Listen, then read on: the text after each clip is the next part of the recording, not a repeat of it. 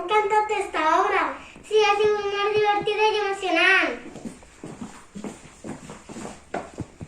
Hola, Hanna i Mara, no m'he concret a la llotja? No, venim de veure una obra de teatre fantàstica. Sí, i que bonic és per dins la llotja. Té un auditori on hi caben 1.000 persones i 2 sales addicionals per a 400 i 200 persones.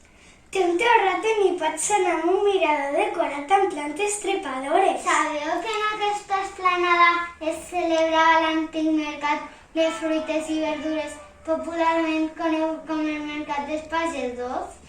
Això em va explicar el meu avi. Era un mercat enorme i la gent de Lleida i de pobles del voltant anaven a comprar expressament a aquest mercat. Era molt popular. Després, com que Lleida necessitava un edifici per organitzar congressos i fer obres teatrals, al 2007 van començar les obres, però fins al 2010 no es va inaugurar el palau. Es veu que els pagesos no estaven gaire d'acord en treure aquest espai per poder vendre els seus productes. Apa, és molt tard. Adeu.